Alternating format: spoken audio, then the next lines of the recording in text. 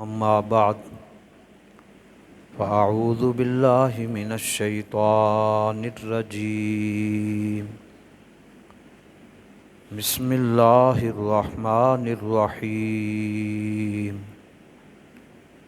إذا جاء نصر الله والفتح ورأيت الناس يدخلون في دين الله أفواجا فسبح بحمد ربك واستغفره إنه كان توابا صدق الله العلی العظیم۔ محبت سے درود شریف۔ الصلاۃ والسلام علیک یا سیدی یا رسول اللہ وعلی آلک واصحابک یا سیدی یا حبیب اللہ۔ رب انزلنی منزلا مبارکا وانت خیر المنزلین، رب ادخلنی مدخل صدق واخرجنی مخرج صدق واجعل لی من لدنک سلطانا نصیرا صدق اللہ العلی العظیم۔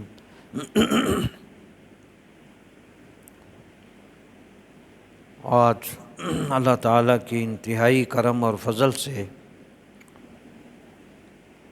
جو گفتگو کا موضوع ہے وہ پاک فوج کا جو آپریشن انڈیا کے خلاف ہوا جس کا نام بنیان مرصوص ہے، اس سلسلے میں آج جشن فتح منایا جا رہا ہے۔ تو آج کا موضوع پاک فوج کا آپریشن بنیان مرصوص، جس کا معنی ہے آہنی دیوار، لوہے کی دیوار، اور یہ آیہ مبارکہ قرآن مجید کی سورہ صف کے شروع میں موجود ہے۔ اللہ تعالیٰ نے ارشاد فرمایا ان اللہ یحب الذین یقاتلون فی سبیلہ صفا کأنہم بنیان مرصوص۔ اللہ تعالیٰ ان لوگوں سے محبت فرماتا ہے جو اللہ کی راہ میں صف باندھ کر اس طرح مضبوطی سے مضبوط چٹان کی طرح جہاد کرتے ہیں جیسے وہ آہنی اور لوہے کی دیوار ہو۔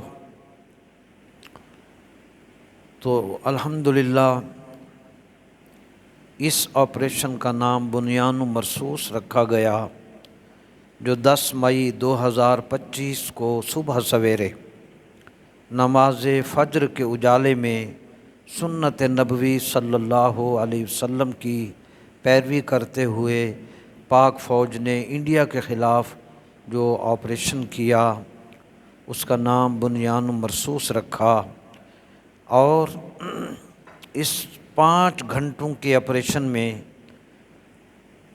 ہندوستان کی ساری دفاعی قوت کو کچل کر رکھ دیا گیا، اور انڈیا کی فوج جو گزشتہ چند روز سے پاکستان کے رہائشی آبادیوں پر حملے کر رہی تھی، وہ افواج پاکستان کے مقابلہ میں ریت کی دیوار ثابت ہوئی، اور پاکستان اس تاریخی فتح کی وجہ سے انڈیا نے پاکستان کی اس تاریخی فتح کی وجہ سے انڈیا نے جنگ بندی کا اعلان بھی کیا، اور وہ مذاکرات پر مجبور ہوا اور مذاکرات ہو چکے۔ پاکستان کی اس مثالی فتح سے پاکستان کے 25 کروڑ غیور عوام میں اور پورے عالم اسلام میں خوشی کی لہر دوڑ گئی، اور پوری دنیا افواج پاکستان کی پیشہ ورانہ مہارت کو دیکھ کر حیران ہو گئی۔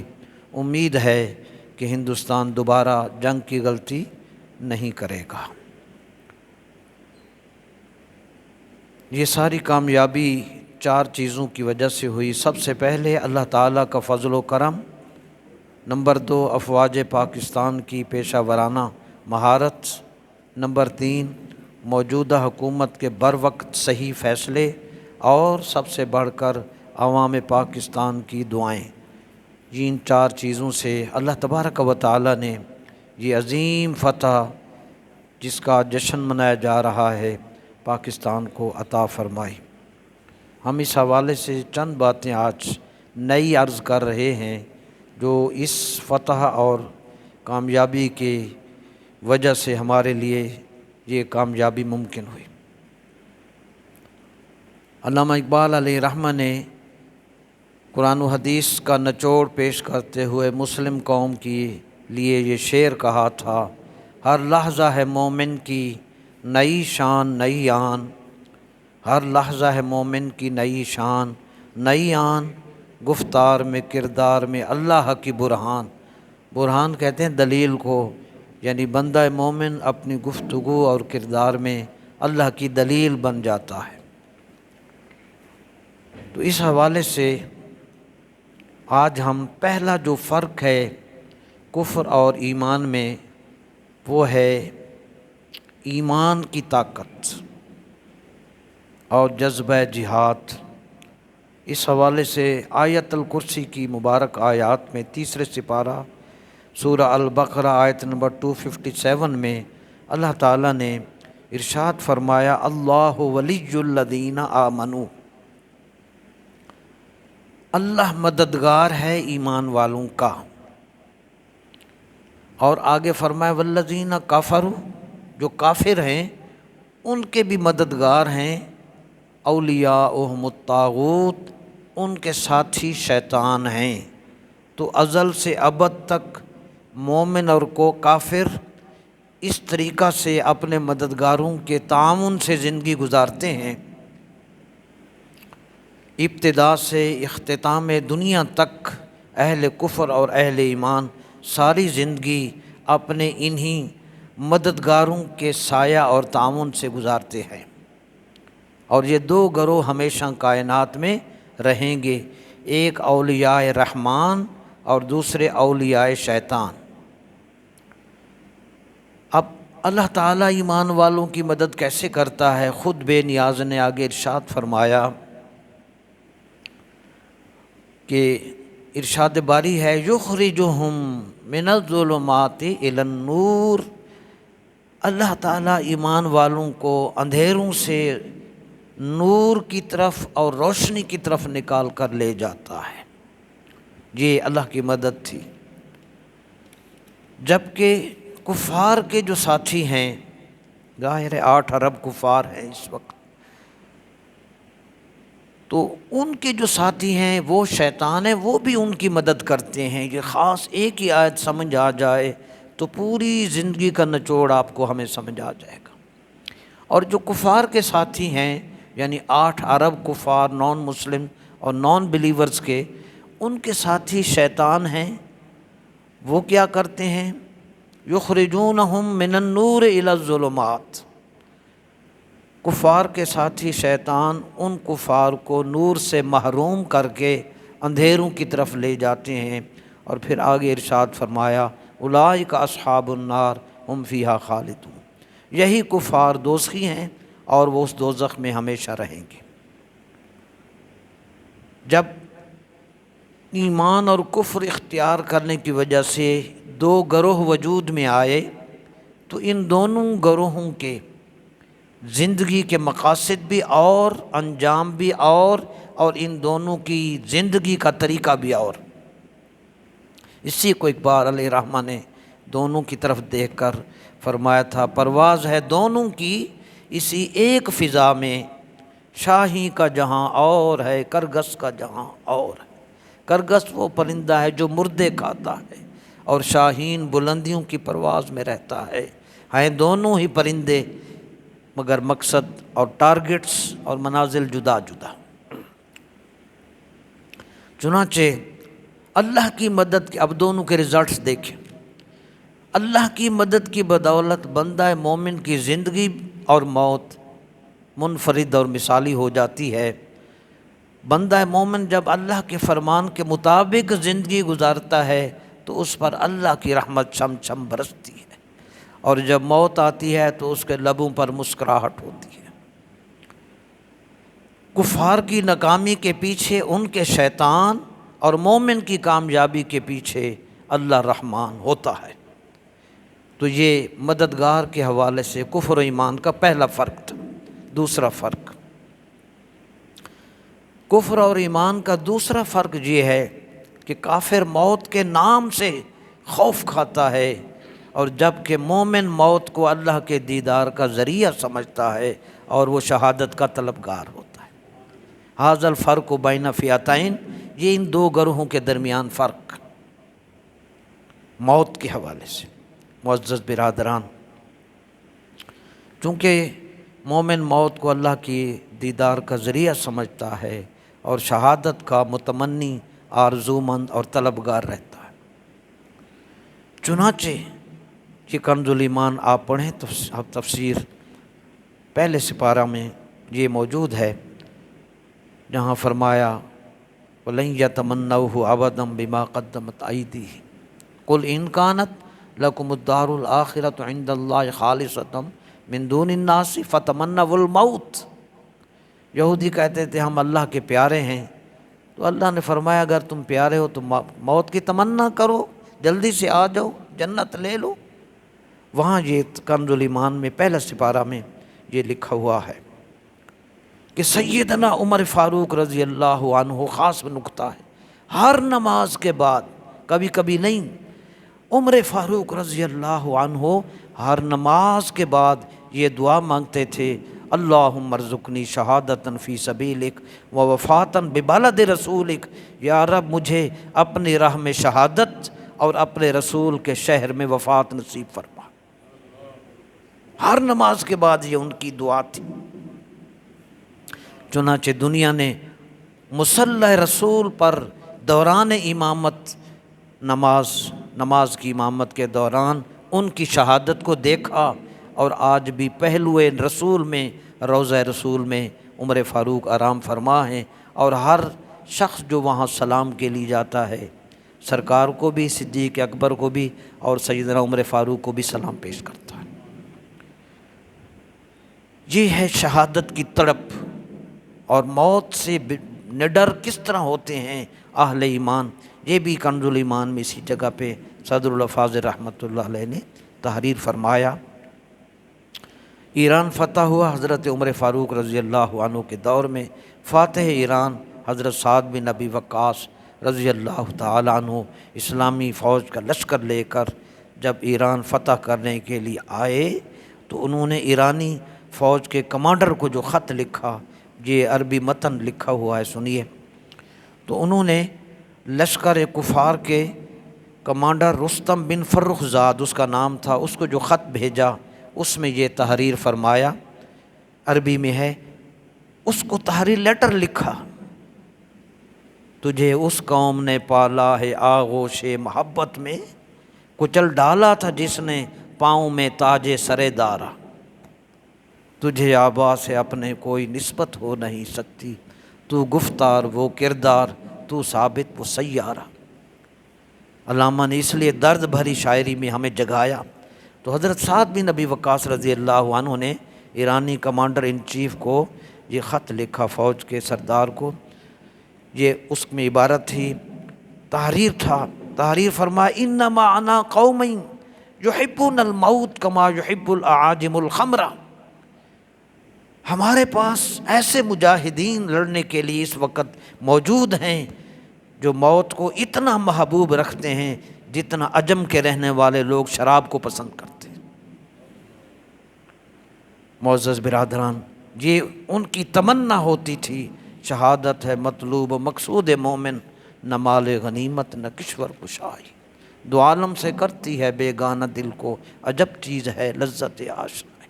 کنز الایمان حاشیہ سورہ البقرہ آیت نمبر 94، صدر الافاضل سید محمد نعیم الدین مراد آبادی علیہ رحمہ نے یہ تحریر فرمایا۔ حوالہ دے دیتا ہوں تاکہ محفوظ ہو جائے۔ یہ دو فرق۔ تیسرا، کفر و ایمان کا تیسرا فرق جہاد کے حوالے سے، آپ یقین فرمائیں 30 سپاروں کو اب سمجھ آئی جب عمر گزر چکی۔ جہاد کی جو اہمیت دین نے جہاد کو دی، کفار کو پتہ ہی کچھ نہیں ہے، وہ جہاد کے نام سے خوف کرتے۔ میں آیات جہاد بھی بتاؤں گا، آپ کو بہت ایمان آپ کا تازہ ہوگا۔ اہل کفر جہاد کو دہشت گردی اور جہاد کو انسانی حقوق کی خلاف ورزی قرار دیتے ہیں، جبکہ قرآن مجید کی اللہ اکبر سورہ توبہ کی وہ آیت پڑھیں، آیت نمبر 20، اللہ پاک نے ارشاد فرمایا والذین آمنوا ہاجروا وجاہدوا فی سبیل اللہ باموالہم وانفسہم اعظم درجۃ عند اللہ۔ اللہ تبارک و تعالی نے اس انداز سے جہاد کو اتنا مقام عطا فرمایا کہ سورہ توبہ کی آیت نمبر 20 کے مطابق اللہ کی بارگاہ میں جس عبادت کا درجہ سب سے اعلیٰ اور سب سے اعظم ہے، وہ ایمان، ہجرت اور جہاد کرنے والوں کو حاصل ہوتا ہے۔ تو جہاد اللہ کی بارگاہ میں سب سے اونچا درجہ حاصل کرنے والی عبادت ہے۔ اب اللہ تعالیٰ نے جو جہاد کا حکم دیا وہ بھی کمال کا انداز ہے۔ سورہ حج کی آیت نمبر 78 میں اللہ پاک نے ارشاد فرمایا وَجَاهِدُوا فِي اللَّهِ حَقَّ جِهَادِهِ، اللہ کی راہ میں ایسے جہاد کرو، یہ نہیں کہا جہاد کرو نا، اللہ کی راہ میں ایسے جہاد کرو جیسا جہاد کرنے کا حق ہے۔ ایک اور پھر جب جہاد کی تیاری کا حکم دیا تو سنیے سورہ انفال کی آیت نمبر 60، ارشاد فرمایا وَأَعِدُّوا لَهُم مَّا اسْتَطَعْتُم مِّن قُوَّةٍ، اور ان کافروں کے لیے تیار رکھو جتنی استطاعت رکھتے ہو، قوت اور طاقت، بندھے ہوئے گھوڑے، کیوں؟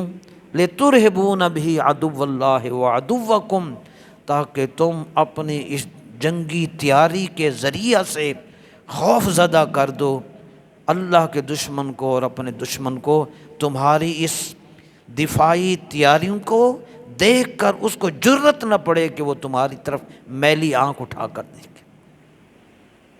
کیا اس سے بڑا سچا قرآن کس کے پاس ہوگا؟ یہ مسلم امت کو اس لیے کہا بازو تیرا توحید کی قوت سے قوی ہے، اسلام تیرا دیس ہے، تو مصطفی ہے، خدا لم یزل کا دست قدرت تو، زباں تو ہے، یقین پیدا کر غافل کے مغلوب گماں تو ہے۔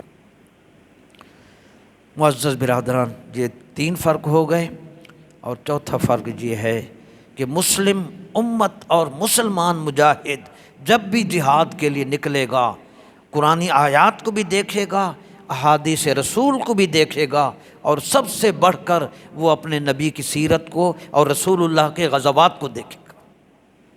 وہ بدر کو، احد کو، خندق کو، تبوک کو، حنین کو، خیبر کو، یرموک کو اور جنگ تبوک کو، تمام غزوات نبوی کو جب وہ سامنے رکھے گا تو پھر وہ ان بیٹن ہوگا۔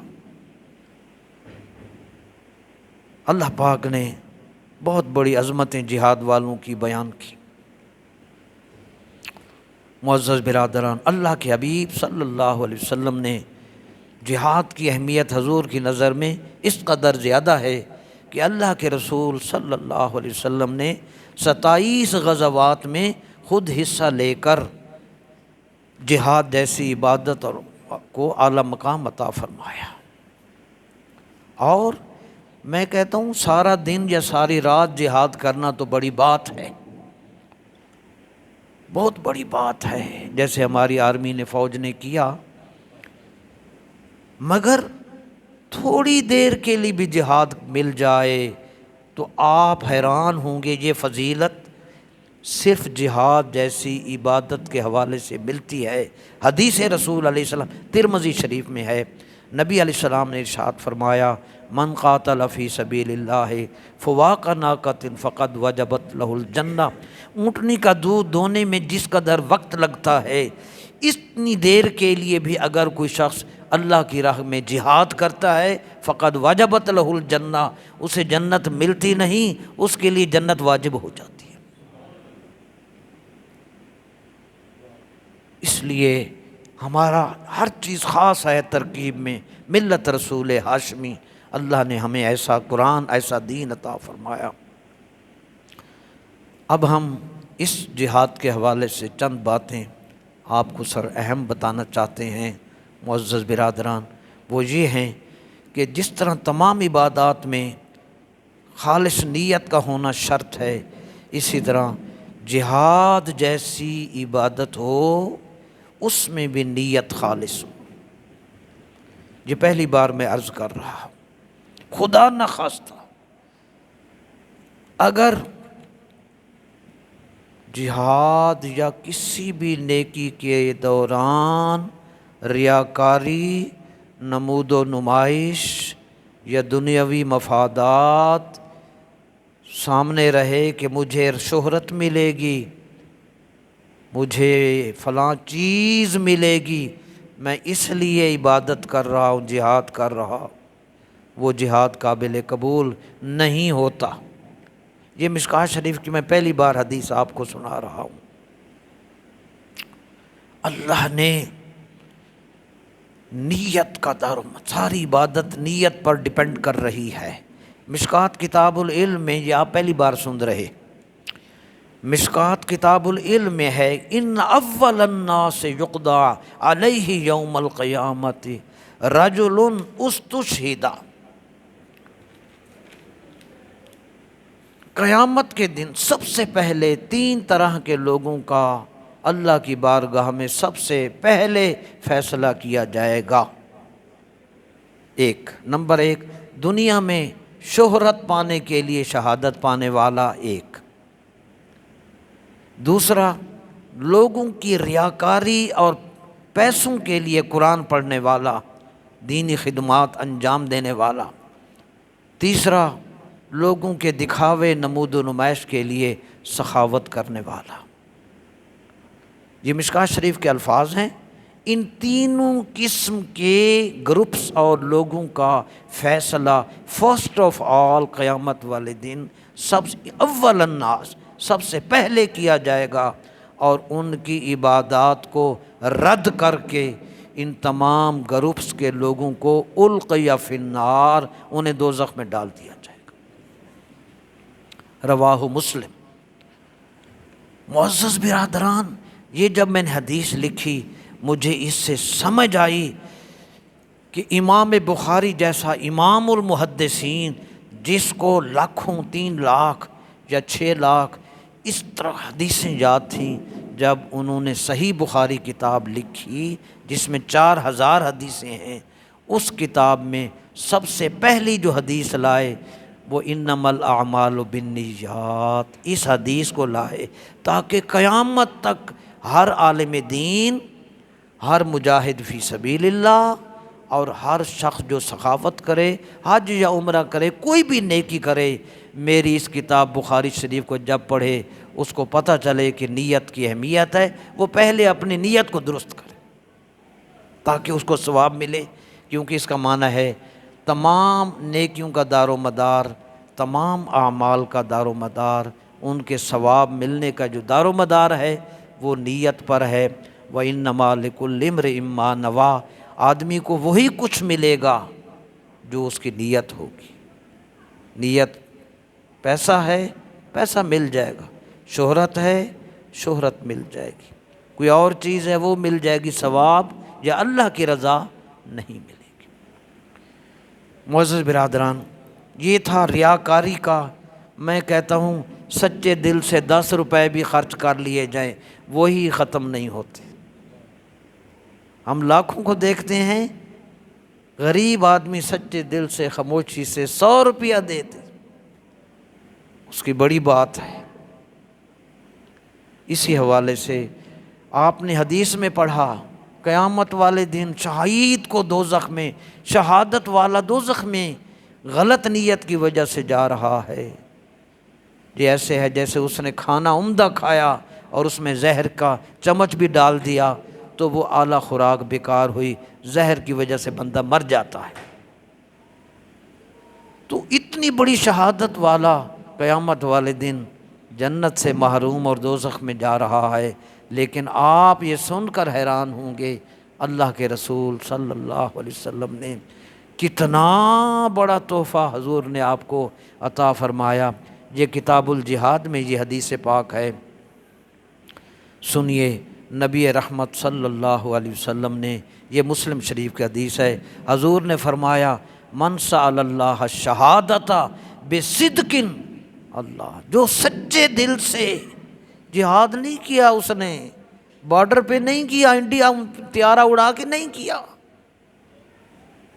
حضور نے فرمایا جو میرا امتی، جو مسلمان سچے دل سے اللہ تعالیٰ سے شہادت کا سوال نہ کرے اور خلوص سے شہادت کی دعا مانگے، بلغہ اللہ منازل الشہداء وإن مات علی فراشہ، اللہ تعالیٰ قیامت والے دن اسے شہداء کے درجہ پر فائز کر دے گا، اگرچہ وہ گھر میں اپنے بستر پر فوت ہو۔ تو معزز برادران، سارا دار و مدار اسی دل بدستہ ور کے حج اکبر است۔ اپنے دل کی نیت اور ارادوں کو مضبوط کر، گھر بیٹھے ہی سب کچھ، ماں باپ کو محبت کی نگاہ سے دیکھیں، ادب کی نگاہ سے دیکھیں، ان کی خدمت کریں، ان کی دعائیں لیں۔ میں نے پڑھا ہے کہ جو شخص محبت سے، ادب سے اپنے والدین کی زیارت کرتا ہے، اسے حج مبرور کا ثواب ملتا ہے، گھر بیٹھے، کوئی 15 لاکھ نہیں خرچ ہوا۔ معزز برادران، تو اس لیے اب آخری باتیں ہیں، میں نے جب یہ لکھ لیا تو یہ مجھے سمجھ آیا کہ یہ تو یہاں کی باتیں ہیں، دنیا 70 سال 80 سال، چلو جی بس، اللہ اکبر۔ اس فکر سے مجھے یہ حدیث لکھنی پڑی۔ DGISPR کے میجر جنرل احمد شریف کا جملہ بتا رہا ہوں آپ کو، اس نے کہا، بہت مجھے اچھا بھی لگا، آپ کو بھی اچھا لگے گا۔ اس میجر جنرل نے کہا کہ میں نے کہا نہیں تھا کہ پاکستان جب حملہ کرے گا دنیا دیکھے گی، ٹھیک ہے جی، واقعی ساری دنیا نے دیکھ لیا اور مان لیا کہ پاکستانی افواج اعلیٰ صلاحیتوں کی مالک ہے، دنیا میں دیکھ لیا۔ اب میں آپ کو یہ بتانا چاہتا ہوں کہ جب قیامت کے دن اللہ کی راہ میں جو شہید ہونے والے ہیں ان کو جو اعزاز ملے گا، میں کہتا ہوں آدم علیہ السلام کی ساری اولاد دیکھے گی، ساری اولاد دیکھے گی، جو شہداء کو اعزاز ملیں گے، بڑے بڑے نیچے، چھوٹے چھوٹے اوپر، خافضۃ رافعہ، سورہ واقعہ کی آیت ہے، قیامت جب آئے گی بڑے بڑے نیچے ہو جائیں گے، چھوٹے چھوٹے اوپر ہو جائیں گے، جن کو کوئی کچھ نہیں سمجھتا تھا وہ بلند مقام والے، اور جو بڑے بڑے ٹلر تھے وہ نیچے نظر ہی نہیں آئیں گے۔ رسول اللہ کے غلاموں کی شان ہی بڑی ہوگی، حضور کے عشاق کی بڑی شان ہے۔ تو شہید حضور کی امت کا صالحین میں سے انعام یافتہ لوگوں میں شہداء بھی ہیں، انعم اللہ علیہم من النبیین والصدیقین والشہداء والصالحین، یہ چاروں طبقے وہ ہیں جن پر اللہ کا انعام ہے، اور انعام کی وجہ وَمَن يُطِعِ اللَّهَ وَالرَّسُولَ، کیونکہ انہوں نے اللہ اور رسول کی اطاعت کی تھی۔ اب شہداء جب اٹھیں گے، حضور کی حدیث سنیں، ان کو جو اعزازات ملنے ہیں شہداء کرام کو، نبی علیہ السلام نے ارشاد فرمایا الشہید عند اللہ ست خصال، اللہ کے ہاں شہداء اسلام کو 6 منفرد یونیک قسم کے، منفرد 6 اعزاز شہداء اسلام کو عطا کیے جائیں گے۔ نمبر 1، حضور نے فرمایا یغفر لہ فی اول دفعۃ، میں نے شرح میں پڑھا، حاشیہ میں، یہ پہلا اعزاز ہے، زمین پر خون کا قطرہ جوں ہی گرتا ہے شہید کا، اس کے گناہوں کی معافی ہو جاتی ہے، یہ پہلا اعزاز تھا۔ معزز برادران، دوسرا، یہ بھی دوسرا منفرد اعزاز، ابھی میں نے مشکات شریف کی شرح میں پڑھا، ابھی وہ شہید بس ہوا نہیں ہوتا، وَيُرَى مَقْعَدُهُ مِنَ الْجَنَّةِ، شہید ہونے سے پہلے ہی اسے جنت کا ٹھکانہ دکھا دیا جاتا ہے۔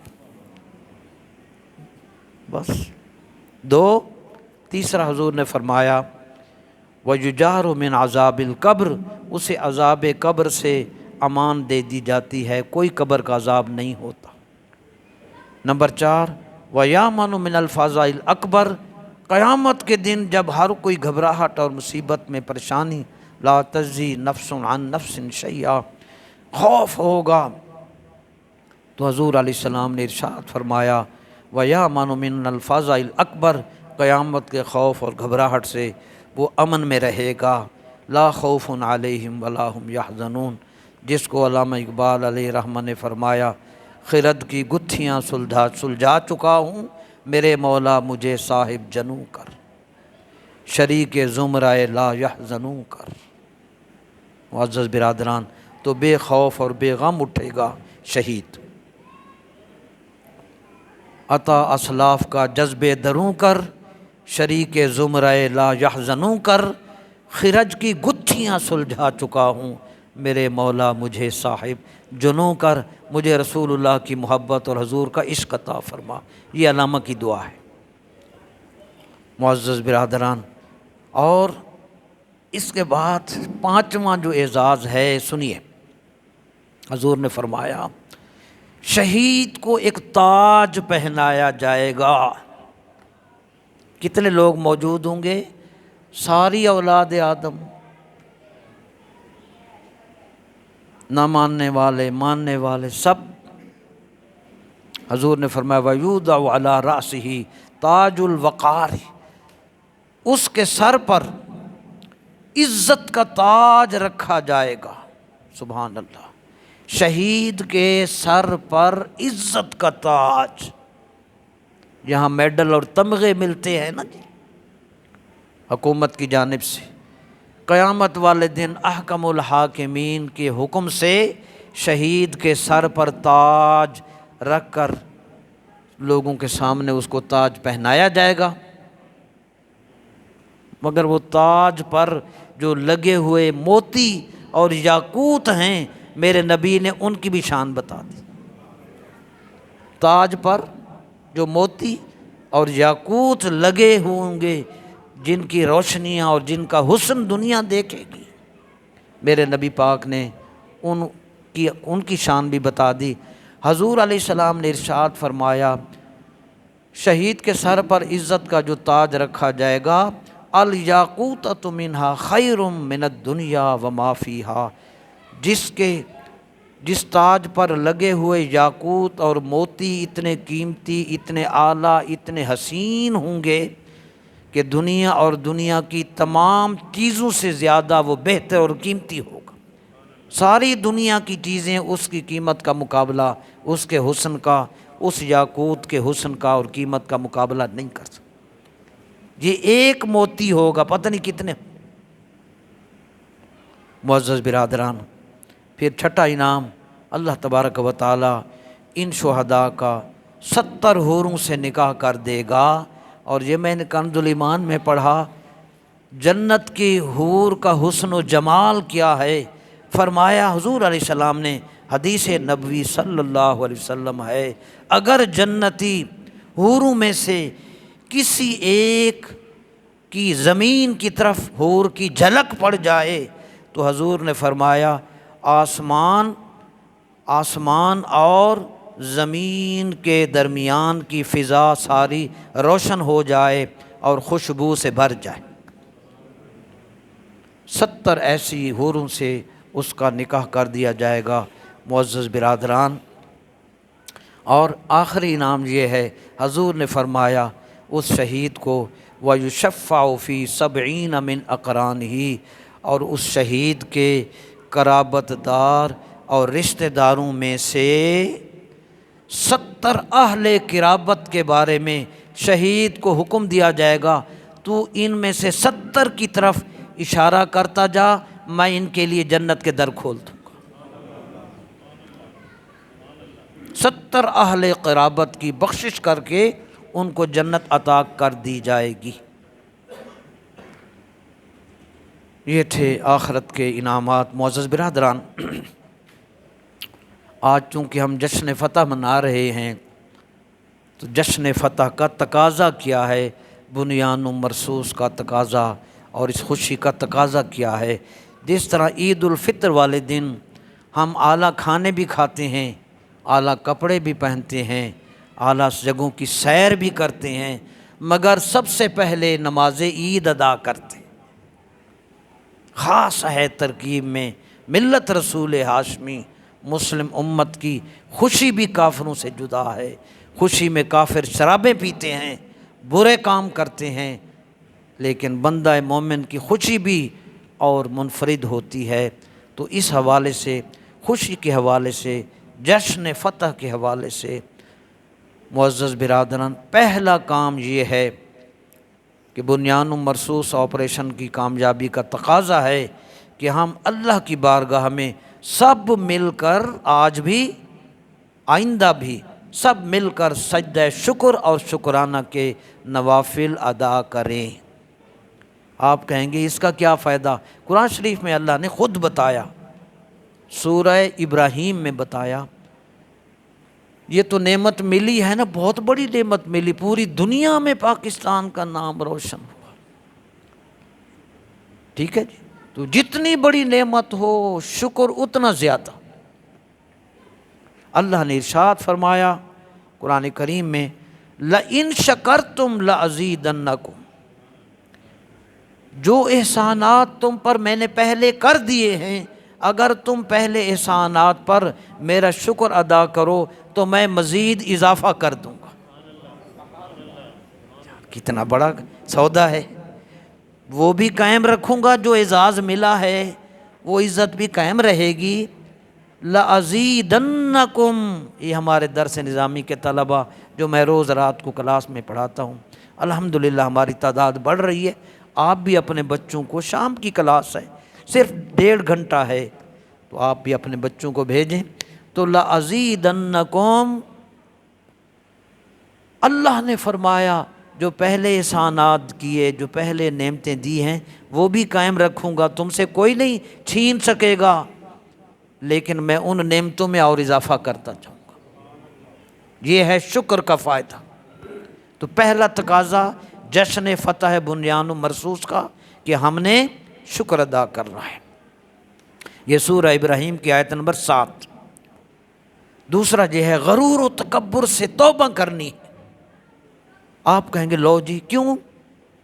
آپ کو پتہ ہے نا، ابا واستکبر وکان من الکافرین، شیطان نے انکار کیا تھا، تکبر کیا تھا، آدم علیہ السلام کو سجدہ نہیں کیا تھا، وکان من الکافرین، کافر بن گیا تھا۔ غرور سے توبہ کرنی ہے۔ ظاہر ہے ہم علماء ہیں، ہم نے آپ کو گائیڈ کرنا ہے۔ غرور و تکبر سے توبہ کرنی ہے۔ میں آپ کو ایک مثال، بڑی آپ کے علم میں نہیں ہے، یقیناً نہیں ہے آپ کو۔ غزوہ حنین میں کتنا لشکر تھا؟ غزوہ حنین فتح مکہ کے بعد ہوا۔ معزز برادران، غزوہ حنین میں 12,000 کا لشکر جب دیکھا تو ان میں سے کسی کے دل میں غرور و تکبر کے خیالات آ گئے کہ فتح مکہ کے ٹائم 10,000 تھے، فتح ملی، اب تو 12,000 ہیں۔ بس یہ خیالات جب آ گئے معزز برادران، تو ان غرور کے خیالات کی وجہ سے غزوہ حنین کی ابتدا میں لشکر اسلام کو شکست کا سامنا کرنا پڑا۔ پھر بعد میں اللہ کی مدد اتری، وہ شکست فتح میں بدل گئی۔ تو غرور سے، تکبر سے پرہیز ایک۔ تیسرا تقاضا اس جشن فتح کا یہ ہے کہ ہم پوری امت نے اطاعت رسول کا راستہ اختیار کرنا ہے، کیونکہ ساری خوشیاں کی محمد سے وفاتون ہے، اور قوت عشق سے ہر پست کو بالا کر دے، دہر میں اس میں محمد سے اجالا کر دے۔ معزز برادران، اللہ کے رسول، اللہ کا حکم ہم سب نے ماننا ہے، کیونکہ غزوہ احد 3 ہجری میں رسول اللہ صلی اللہ علیہ وسلم کے حکم میں جب تھوڑی سی کوتاہی ہوئی تھی تو غزوہ احد کی فتح شکست میں تبدیل ہو گئی تھی اور 70 صحابہ شہید ہوئے۔ تو ہم نے اللہ کے رسول کی، اللہ کے حکم کی اطاعت کرنی ہے۔ 3 نمبر 4، اس عظیم فتح اور جشن فتح کے حوالے سے پوری قوم نے، ہم نے، میں نے ظلم سے توبہ کرنی ہے اور ظالموں کا ساتھ نہیں دینا، کیونکہ ظالم کی امداد کرنے والا خرج من الاسلام، اسلام سے خارج ہو جاتا ہے۔ اور قیامت کے دن ظالم کا انجام کیا ہونا ہے؟ حدیث رسول کے مطابق فرمایا کہ قیامت کے دن ظالموں کی جو ساری عبادات مظلوموں کو دے دی جائیں گی، ان کی نیکیاں مظلوم لے جائیں گے، ان کی نیکیوں سے محروم ہو جائیں گے ظالم۔ تو ظلم سے توبہ۔ نمبر 5، اپنے والدین کی خدمت کر کے ان کی دعائیں لینی ہیں، اپنے محسنوں کو یاد رکھنا ہے، اور آج کے دن خاص طور پہ ڈاکٹر قدیر خان محسن پاکستان کے لیے دعا بھی کریں، اللہ اس کے درجے بلند کرے، جس نے پاکستان کو ایک نیا نام دیا اور پوری دنیا میں پاکستان کو ایٹمی قوت بننے کا اعزاز دیا۔ ٹھیک ہے جی، ہمارا خون بھی شامل ہے۔ ایک شعر تھا، بچپن میں پڑھا تھا، یاد آیا لکھ دیا۔ ہمارا خون بھی شامل ہے تزئین چمن میں، چمن کو سجانے میں ہمارا خون بھی شامل ہے تزئین چمن میں، چمن میں جب بہار آئے ہمیں بھی یاد کر لیں۔ تو اس لیے ان کے لیے بھی دعا، ان کے لیے درجات کی بلندی کی سب دعا کرنا۔ یہ وہ محسن پاکستان 28 مئی میں انہوں نے، ہم یوم تکبیر تو منائیں گے لیکن ان کو بھی ضرور یاد کریں، یقیناً اللہ رسول کی دعائیں بھی اس کے ساتھ۔ معزز برادران، اور چھٹا تقاضا، آخری بات جشن فتح کے حوالے سے، کہ دشمن مسلط کیوں ہوتا ہے کسی قوم پر؟ کیا پڑی تھی دشمن کو ہم پر حملہ آور ہوا؟ کیوں؟ کب؟ کل من عند اللہ، سب کچھ اللہ کی جانب سے ہوتا ہے نا۔ یہ حدیث رسول سن لیں، اس جرم سے توبہ کرنی ہے۔ کوئی دشمن آپ پر کبھی نہیں آ سکے گا، کبھی بھی نہیں دشمن حملہ کر سکے گا، اس کو جرت ہی نہیں ہوگی۔ یہ حدیث رسول مجھے یاد آئی، پہلے بھی میں یہ سنا چکا۔ یہ سورۃ المطففین ضیاء القرآن میں اس کے حاشیے میں یہ حدیث ہے، جو ریسرچ کرنا چاہیں وہاں سے دیکھ لیں۔ اللہ ضیاء الامت جسٹس پیر محمد کرم شاہ صاحب رحمۃ اللہ علیہ، جنہوں نے 20 سال میں قرآن کی تفسیر لکھی، اور 1977 میں نیو سینٹرل جیل سرگودا میں قید ہو کر انہوں نے قرآن کریم کی تفسیر کا کچھ حصہ لکھا، قید کی حالت میں وہ لکھا، وہ میں نے کل ہی پڑھا، نیو سینٹرل جیل سرگودا، قید با مشقت۔ وہ لکھا ہے کہ آج مجھے رحیم بخش مجسٹریٹ نے قید با مشقت کی سزا سنائی، الحمدللہ۔ یوسف علیہ السلام کی سنت سمجھ کر قید میں چلے گئے، قرآن کی تفسیر لکھ گئے، آج بھی ان کے نام روشن، اللہ ان کے درجے بلند فرمائے۔ ہمارے محسنین ہیں، ان کو بھولنا نہیں ہے، سال ثواب معذرات۔ تو پیر صاحب رحمۃ اللہ علیہ نے یہ حدیث قرطبی کے حوالے سے بذات سے نقل کی۔ حضور نے فرمایا خمسن بخمسن، 5 چیزوں پر 5 سزائیں ملتی ہیں۔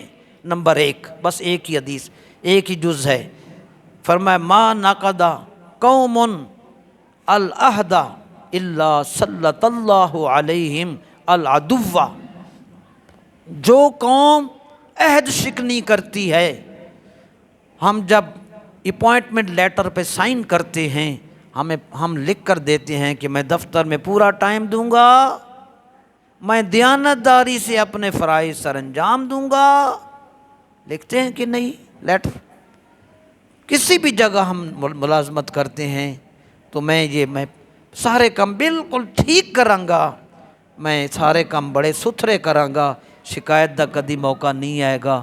لیکن جو ہی تنخواہ پہلی ملی ساری باتیں بھول گئیں، اب دفتر بس خالی پھیرا لگا لیا، ٹھیک ہے چلو میں جا رہا تسی پیچھو سنبھال لینا دفتر نو۔ وہ کہندے تو جا تے صحیح، تیرے جان دی دیر ہے، اسی ویکھنے ہیں کیویں سنبھال دیاں آپسی دفتر۔ رشوت کا بازار گرم کر دیتے ہیں، لیاؤ جی 100 روپیہ دے جاؤ، کم کروائی جاؤ۔ اللہ اکبر۔ تو نبی کریم علیہ السلام نے ارشاد فرمایا، ترجمہ، جو قوم عہد شکنی کرتی ہے اللہ تعالیٰ اس پر اس کے دشمن کو مسلط کر دیتا ہے۔ اس سے بھی ہم نے توبہ کرنی ہے۔ یہ موضوع تھا آج ہمارا، بڑا ویلڈ موضوع تھا، تو ہم نے آج یہ مکمل کیا۔ اب حج کے آداب، اللہ ہم سب کو حج عمرہ کی توفیق دے۔ ٹھیک ہے، یہ راہ حق ہے سنبھل کے چلنا، یہ راہ حق ہے۔ مکہ مدینہ تو راہ حق ہے۔ میرے استاد صاحب فرماتے تھے بندہ مومن کی زندگی کا ہر قدم راہ حق ہے۔ یہ راہ حق ہے سنبھل کے چلنا، یہاں ہے منزل قدم قدم پر، پہنچنا در پر تو کہنا آقا سلام لیجے غلام آیا۔ زہ مقدر حضور حق سے سلام آیا، پیام آیا، جھکاؤ نظریں بچھاؤ پلکیں ادب کا اعلیٰ مقام آیا۔ دعا فرماؤ اللہ ہم سب کو پھر حاضری کا موقع عطا فرمائے۔ حج اور عمرہ کرنے والا، پہلا نقطہ، کوئی بات نہیں بچوں کو پتہ نہیں ہوتا، پہلا نقطہ، حج اور عمرہ کرنے والا گھر سے جب نکلے، طریقہ آداب۔ یہ کس کی آواز آ رہی اوپر سے؟ ہاں آپ جائیں نا ان کو منع کریں، ادھر سے جائیں، ادھر شور پاؤ، خیال کریں، آپ خیال رکھا کریں ساری چیزوں کا۔ تو حج اور عمرہ کرنے والا لباس سفر پہن کر کیسے نکلے؟ گھر میں 4 رکعت نفل، الحمد اور قل هو اللہ شریف کے ساتھ پڑھے، پھر باہر نکلے۔ یہ 4 رکعت نفل فرمایا، یہ پڑھ کر اگر عمرہ اور حج کے لیے جائے گا تو یہ نوافل واپسی تک اس گھر کے اہل و عیال اور مال کی یہ نوافل نگہبانی کریں گی۔ ہمیں نہیں تھا پتا سی اونجی ٹور پیسی، آپ سیکھ لیں، ایسے چلنا ہے۔ نمبر نیکسٹ، خوشی خوشی گھر سے نکلیں اور ذکر الہی کی کثرت کریں اور لوگوں کی باتیں برداشت کریں، بیکار باتوں سے بچے، اطمینان اور وقار کو سامنے رکھے، اور گھر سے باہر نکلنے کی دعا کون سی ہے جی؟ آپ کہیں گے جی تسی دس دو، میں بتا دیتا ہوں۔ گھر سے باہر نکلنے کی دعا، یہ بچے بھی بیٹھے ہیں، اس دعا کا فائدہ یہ ہے، میں نے پڑھا ہے جو گھر سے باہر نکلنے کی دعا پڑھ کر نکلتا ہے، جس کام کے لیے جا رہا ہے اللہ وہ کام بھی کر دیتا ہے، نقصان سے بھی بچ جاتا ہے۔ تو دعا یہ ہے، بسم اللہ توکلت علی اللہ لا حول ولا قوت الا باللہ، یہ دعا پڑھ کر باہر آئیں۔ نمبر نیکسٹ، حج کی قبولیت کی 3 شرطیں ہیں۔ آپ کہیں گے جی کہاں لکھی ہیں؟ دوسرا سپارہ، اللہ نے ارشاد فرمایا، فمن فرض فیہن الحج فلا رفث ولا فسوق ولا جدال فی الحج۔ تو اس کا ترجمہ ہے کہ حج کے دوران، عمرہ اور حج کے سفر کے دوران نہ فحش بے حیائی کی بات کرنی ہے، نہ اللہ کے احکام کی نافرمانی کرنی ہے، نہ کسی سے لڑائی جھگڑا کرنا ہے۔ اور خاص طور پہ احرام باندھا ہوا موبائل کھول رہا، سوشل میڈیا کے سارے گندے پروگرام دیکھ رہے ہیں، احرام بھی باندھا ہوا ہے، اس سے توبہ کرنی ہے۔ سارے 2 نمبر پروگرام، بے حیائی کے چینل، ساریاں قسطاں ویکھ رہے ہیں، 90 قسطاں، احرام بھی نہ لے، اس سے توبہ کر۔ جس کے گھر جا رہے ہیں، میزبان جن چیزوں کو ناپسند کرتا ہے ان سے توبہ کرنی ہے۔ کس منہ سے حج اور عمرہ قبول ہوگا؟ بے حیائی پھیلانے والے تمام چینلز اور ان بے حیائی کے پروگراموں کو دیکھنے والے سورہ نور کی یہ آیت نمبر 19 ضرور پڑھ لیں۔ ان الذین یحبون ان تشیع الفاحشۃ فی الذین آمنوا لہم عذاب علیم فی الدنیا والآخرہ۔ جو لوگ بے حیائی اہل ایمان میں برائی پھیلاتے ہیں ان کے لیے دردناک عذاب ہے، دنیا میں بھی اور آخرت میں بھی۔ اس لیے حج اور عمرہ کے درمیان بالخصوص سوشل میڈیا کے ایسے پروگراموں سے توبہ کرنی ہے۔ آگے فرمایا دوران سفر کوئی نماز قضا نہ کریں، سخت گناہ ہے۔ نمبر نیکسٹ، سفر حج کے دوران اپنے دوستوں عزیزوں کے لیے دعائیں بھی مانگتے رہیں، کیونکہ حدیث شریف کے مطابق مسافر کی دعا قبول ہے۔ نیکسٹ، یہ 3 دعائیں میں نے بتانی ہیں، مجھے ان کی بڑی ضرورت پڑی اور میں نے اس پر عمل کیا، کنفرم ہے، سن لیں۔ دوران سفر حج یا عمرہ کسی جگہ دشمنوں کا خوف ہو، پھر کیا پڑھنا ہے؟ یہ دعا ہے، اللہم انا نجعلک فی نحورہم ونعوذ بک من شرورہم۔ اے اللہ عز و جل، میں ان دشمنوں کے سینوں کے مقابلے میں یا اللہ تجھے کرتا ہوں اور ان کی برائیوں سے تیری پناہ مانگتا ہوں۔ اگر کوئی چیز گم جائے تو پھر یہ مبارک دعا پڑھنی ہے، یا جامع الناس لیوم لا ریب فیہ ان اللہ لا یخلف المیعاد اجمع بینی و بین ضالتی۔ اے لوگوں کو اس قیامت کے دن جمع کرنے والے جس میں کوئی شک نہیں ہے، یا اللہ تو وعدہ خلاف نہیں کرتا، اللہ تعالیٰ وعدہ خلافی نہیں کرتا، میری اور میری گمشدہ چیز کے درمیان جمع کر دے، یا خالی جامع پڑھتے رہیں، تب بھی آپ کو چیز انشاءاللہ مل جائے گی۔ جب کسی مشکل میں آپ کا کام پھنس گیا، امیگریشن پر کھڑے ہیں، مسئلہ پڑ گیا، آپ کے تھم امپریشن نہیں آ رہے، کوئی اور مسئلہ، میں 2-4 منٹ اضافی لوں گا کیونکہ حج کے مسائل ہیں۔ معزز برادران، جب کسی مشکل میں مدد کی ضرورت ہو، یہ میں پڑھتا رہا الحمدللہ، تو فرمایا جب کسی مشکل میں مدد کی، غیبی مدد کی ضرورت ہو، 3 بار یہ جملہ کہیں،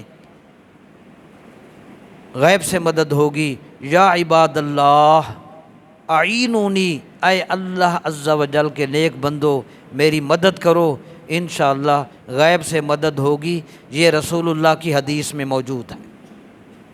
جب مکہ معظمہ قریب آئے، اب ہم پہنچ رہے، جب مکہ معظمہ قریب آئے پھر کیا آداب ہیں معزز برادران؟ فرمایا جب قریب آئے تو اس وقت مکہ معظمہ قریب آ گیا تو سر جھکا دیں، آنکھیں گناہوں کے شرم سے نیچی خشوع و خضوع کی حالت میں، اور اس مقام پر جب خانہ کعبہ بیت اللہ یعنی مکہ معظمہ قریب آئے تو مکہ معظمہ کے قریب سر جھکائیں، آنکھیں نیچی، گناہوں اور ندامت کا تصور، اور لبیک کی کثرت اور دعا کی کثرت کریں۔ اور جب شہر مکہ نظر آئے، یہ دعا اس بار میں نے پڑھی تھی، آپ کو معلوم نہیں ہوگی، جب شہر مکہ نظر آئے تو کون سی دعا پڑھنی ہے؟ جب شہر مکہ معظمہ نظر آئے تو ٹھہر جائیں، اپنی گاڑی ہو اس کو کہیں یار 2 منٹ روک دے، مکہ مکرمہ شہر نظر آ رہا ہے، جب شہر مکہ معظمہ نظر آئے تو ٹھہر کر یہ دعا پڑھیں، اللہم اجعل لی بہا قرارا وارزقنی فیہا رزقا حلالا، اے اللہ عز و جل تو اس شہر مکہ کو میرا اس میں ٹھکانہ پیدا فرما، مجھے اس میں برقرار رکھ، اور اس شہر مکہ میں مجھے حلال روزی عطا فرما۔ اگلی بات، اور جنت المعلا میں جتنے نیک لوگ صالحین صالحات مدفون ہیں ان کے لیے ایصال ثواب 1 مرتبہ سورہ فاتحہ، 3 مرتبہ سورہ اخلاص پڑھ کر ایصال ثواب کریں اور درود پاک کی کثرت کریں، پھر شہر مکہ میں داخل ہوں۔ اللہ تعالیٰ توفیق عطا فرمائے، آمین۔